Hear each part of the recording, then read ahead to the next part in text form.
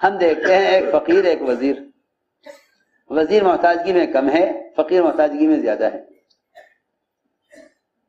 وزیر محتاجگی میں کم ہے، فقیر محتاجگی میں زیادہ ہے۔ حالانکہ حقیقت یہ ہے ایک چونٹی جتنی محتاج ہے اور جتنی کمزور ہے، خدا کی قسم جبرائیل بھی اتنے ہی کمزور ہیں اور اتنے ہی محتاج ہیں۔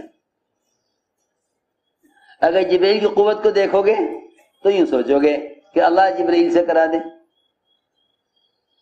اس کا مطلب یہ ہوا کہ اللہ تعالیٰ کی قدرت کو جبرائیل کی قوت کی وجہ سے، اللہ کی قدرت کو جبرائیل کی قوت کی وجہ سے جبرائیل کے پابند کرنا چاہتے ہیں۔ اے اللہ جبرائیل کے ذریعے کرا دے۔ ابراہیم علیہ السلام نے اللہ کے امر سے اور اللہ کی ذات سے فائدہ اٹھانے کے لیے جبرائیل کی مدد کا انکار کیا۔ ہمیں آپ کی حاجت نہیں ہے، ہمیں آپ کی حاجت نہیں ہے۔ میں یہ عرض کرنا چاہتا ہوں کہ انبیاء علیہ السلام کے واقعات اور صحابہ کرام کے ساتھ اللہ کی غیب مدد کے واقعات عمل کی قوت کو سمجھانے کے لیے تھے،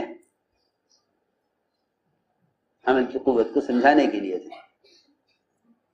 جو لوگ یہ سمجھتے ہیں کہ اللہ نے کائنات دنیا میں اسباب انسانوں کی ضرورت کے لیے بنائے ہیں، ان پر تو عمل کی قوت کبھی کھل نہیں سکتی، ان پر عمل کی قوت کبھی کھل ہی نہیں سکتی، وہ عمل کی قوت کو کبھی جان ہی نہیں سکتے، وہ عمل کی قوت کو جان ہی نہیں سکتے، بلکہ ان کے پاس جتنا عملی سرمایہ ہے، ان کے پاس جتنا عملی سرمایہ، ان کی فکر، ان کے اعضاء، ان کا دل اور دماغ، ان کے ہاتھ اور پاؤں، یہ عبادات سے کہیں زیادہ اسباب میں تھکیں گے، عبادت سے کہیں زیادہ اسباب میں تھکیں گے۔ اس سے بڑھ کر یہ اپنے اسباب کو لے کر اعمال کو ضائع کر دیں گے، اسباب کو لے کر اعمال کو ضائع کر دیں گے، کیونکہ یہ یوں سمجھتے ہیں اللہ کریں گے مگر عمل کی برکت سے سبب پر کریں گے۔ بس میں عرض کرنا چاہتا تھا کہ اللہ تعالیٰ کی قدرت سے فائدے اٹھانے کے لیے کائنات کا یقین نکلنا شرط ہے۔ تو اللہ رب العزت عمل کے ذریعے لینے والوں کو بغیر موسم کے بھی دیتے ہیں اور بغیر سبب کے بھی دیتے ہیں، یا کم اسباب میں زیادہ بھی دیتے ہیں۔ پورا خوشہ انگور کا لیے بیٹھے ہیں، حالانکہ کہیں ایک دانہ انگور کا نہیں تھا، نہ انگور کا موسم، نہ کہیں انگور کا کوئی دانہ، لیکن پورا خوشہ لیے بیٹھے ہیں انگور کا۔ مشرکین کی قید میں ہیں، انگور کا خوشہ ہاتھ میں ہے۔ ہم کسی پھل کے لانے میں موسم کے پابند نہیں ہیں، پھل کے لانے میں موسم کے پابند نہیں ہیں۔ میں عرض کرنا چاہتا تھا کہ کائنات کی جتنی بھی شکلیں ہیں، انہوں نے، کائنات کی شکلوں نے ہمارے رزق اور روزی کو اور آمدنی کو تنگ کر دیا ہے۔ کیا کر دیا؟ تنگ کر دیا۔ کیوں؟ کیا تنگ کر دیا؟ تنگ یہ کر دیا کہ اندازہ کرتے ہیں یہ زمین اتنا بیگھا ہے، کتنا غلہ دے دے گی؟ کہ جی اتنی زمین اتنا غلہ دے گی، اتنی زمین اتنا غلہ دے گی۔ بس سمجھ لو کہ اس کی یہ سوچ، اس کا یہ فکر اللہ کی ذات سے تو یہ پوری طرح کٹ چکا ہے۔ یہ زمین اتنا غلہ دے گی، یہ بھینس اتنا دودھ دے گی، یہ بکری 1.5 کلو سے دودھ زیادہ نہیں دے گی۔ باتیں ختم ہو گئی۔ جب تم نے اللہ کی قدرت کو سبب کے ساتھ باندھ دیا تو جتنا تم نے اللہ سے امید کر لی، تم اس سے آگے ایک قطرہ دودھ کا یا ایک دانہ غلے کا لے نہیں سکتے۔ میں عرض کرنا چاہتا ہوں، حضور اکرم صلی اللہ علیہ وسلم نے اپنے صحابہ کا ذہن اس سے ہٹایا کہ تمہیں احتساب اسباب سے نہیں، تمہیں احتساب اللہ کی ذات سے ہونا چاہیے۔ ایک احتساب ہوتا ہے اسباب سے، اسباب سے احتساب بنیوں کا کام ہے، اسباب سے احتساب بنیوں کا کام ہے. بنی ہوتے ہیں نا، وہ دیکھتے ہیں موقع کی دکان کہاں آمدنی زیادہ ہوگی کہاں کم ہوگی. انہیں یہ تو پتہ نہیں کہ رزق اللہ کی طرف سے طے ہو چکا ہے. وہ تو سمجھتے ہیں دکان مارکیٹ میں ہوگی تو آمدنی زیادہ ہوگی، یہاں دکان ہوگی تو آمدنی کم ہوگی. حضور اکرم صلی اللہ علیہ وسلم نے اپنے صحابہ کے ذہن کو اس سے ہٹایا. دیکھو میری بات ہے، توجہ سننا. اپنے صحابہ کے ذہن کو اس سے ہٹایا کہ تم اللہ تعالیٰ کی قدرت کو اور اس کے خزانے کو کسی سبب کے ساتھ مقید مت کرنا، کسی سبب کے ساتھ باندھنا مت، کسی سبب کے ساتھ باندھنا مت. پھر تو تم جتنا چاہو گے لے لو گے. اور اگر تم نے قدرت کو مقید کر دیا سبب کے ساتھ، تم نے اگر قدرت کو مقید کر دیا سبب کے ساتھ، تو اللہ تعالیٰ یہ دیکھیں گے کہ میرا بندہ مجھ سے اتنا ہی چاہتا ہے، اتنا ہی مل جائے گا. قدرت کو مقید مت کرو، قدرت کو مقید نہ کرو سبب کے ساتھ، قدرت کو مقید مت کرو سبب کے ساتھ. کیونکہ کائنات کے اسباب اللہ کا خزانہ کیسے ہو سکتے ہیں؟ کائنات کے اسباب اللہ کا خزانہ کیسے ہو سکتے ہیں جب ساری جنت انبیاء علیہ السلام کی جنتوں سے لے کر ایک ادنا جنتی جس کی جنت زمین و آسمان کے برابر ہوگی، ادنا جنتی جس کی جنت زمین و آسمان کے برابر ہوگی. اس سے اندازہ کرنا چاہیے کہ جب انبیاء کی جنت سے لے کر ادنا جنت تک ساری جنتوں کو جمع کر دیا جائے تو یہ اللہ تعالیٰ کی نعمت کے خزانے کا ایک ذرہ ہے، خزانہ نہیں ہے، خزانہ نہیں ہے. جنت نعمتوں کا خزانہ نہیں جو ہمیشہ کے لیے بنی ہے. جنت نعمتوں کا خزانہ نہیں ہے. یہ خیال غلط ہے کہ جنت نعمتوں کا خزانہ ہے اور سارے عذاب کی شکلوں کی انتہا جہنم ہے. ہرگز نہیں.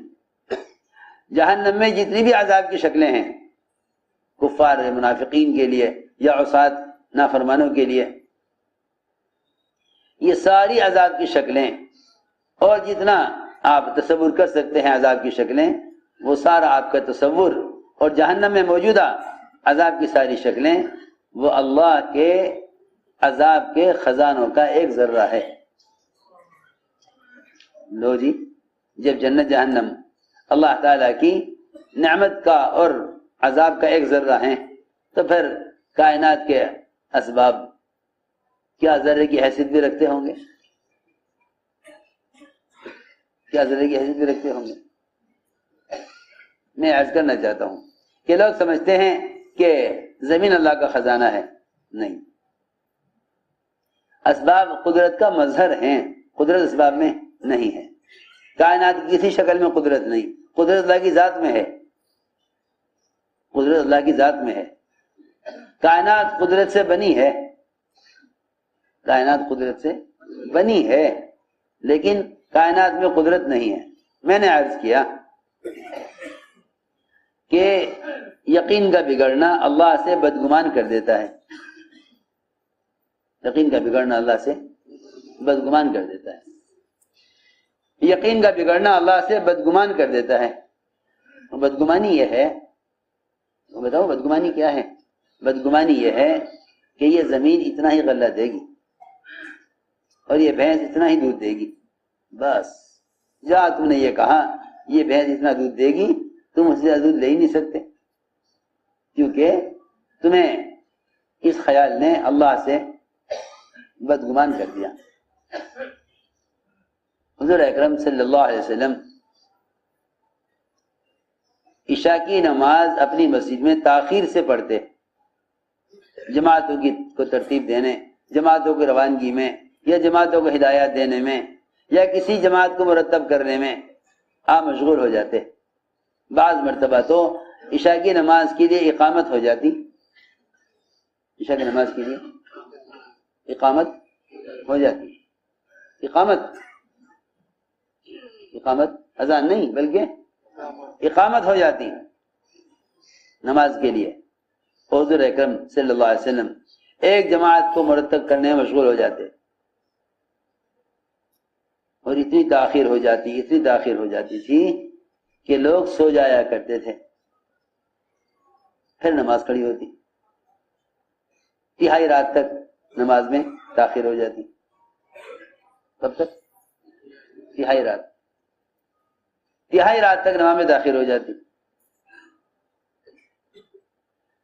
صحابہ عشاء کی نماز میں تاخیر کے ایسے عادی تھے کیونکہ مستقل مسجد میں کام میں لگے ہوئے ہیں، آنے والوں کو سکھلانے میں، آنے والوں کے اکرام میں، آنے والوں کو کلمہ پڑھانے میں، آنے والوں کو نماز کی تعلیم دینے میں، مستقل کام ہے۔ بیان ہوتا رہتا تھا، بیان کے دوران نماز کھڑی ہو جاتی تھی۔ ابوبکر رضی اللہ تعالیٰ بیان فرما رہے تھے، نماز سے پہلے بیان کرتے کرتے فرمایا آؤ نماز پڑھ لیں۔ اللہ کے طرف سے اعمال پر ملنے والے اجر کے تذکرے ہوتے ہوتے نماز کھڑی ہوتی تھی، اس لیے نمازوں میں احتساب، وعدوں کا یقین۔ میں نے عرض کیا کہ آپ عشاء کی نماز تہائی رات تک مؤخر کر دیں، پھر عشاء کی نماز کے بعد انصار میں گشت کے لیے جاتے، عشاء کی نماز کے بعد انصار میں گشت کے لیے جاتے۔ یہاں تو لوگ کہتے ہیں کہ بھئی گشت کا وقت طے کر لو، بس باقی تو ہمارے کھانے سونے کا اور ہماری اپنی ضروریات کا وقت ہے، گشت کا وقت طے کر دو کہ جی اتنے بجے تک گشت ہوگا۔ اس کا مطلب یہ ہوا کہ تبلیغ دعوت محنت نہ ہوئی، تنظیم ہوئی، محنت نہ ہوئی تنظیم ہوئی کہ پروگرام بنا کر کام کرو۔ ایک یہ ہے کہ نہیں، جو آدمی جس وقت مل جاوے اس وقت سے نہیں ملاقات کے لیے۔ وہاں صاحب فرماتے تھے اس کام کے تقاضے بے وقت آویں گے، عبادات کے تقاضے وقت پر آویں گے۔ اس کام کے تقاضے بے وقت، اس کام کے تقاضے بے وقت آویں گے، پر عبادات کے تقاضے وقت پر آئیں گے۔ دیکھو میری بات توجہ چاہتی ہے بہت۔ عبادات کے تقاضے مجاہدہ نہیں ہیں، عبادات کے تقاضے مجاہدہ نہیں ہیں۔ سنو میری بات، عبادات کے تقاضے مجاہدہ نہیں ہیں۔ کیوں؟ اس لیے کہ عبادات کے تقاضے اپنے اپنے اوقات کے ساتھ ہیں۔ اتنے بجے نماز ہوگی، فلاں مہینے میں روزہ رکھنا ہے رمضان میں، فلاں مہینے میں میرا زکوٰۃ دینے کا معمول ہے، فلاں مہینے میں حج ہوتا ہے۔ آدمی ان فرائض کے لیے پہلے سے تیاری کر لے گا، فرائض کے لیے پہلے سے تیاری کر لے گا، فرائض کے لیے پہلے تیاری کر لے گا، لیکن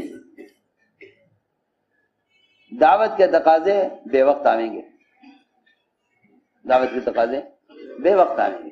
عبادات کے سارے اوامر، سارے تقاضے اپنے اپنے اوقات کے ساتھ موقت ہیں۔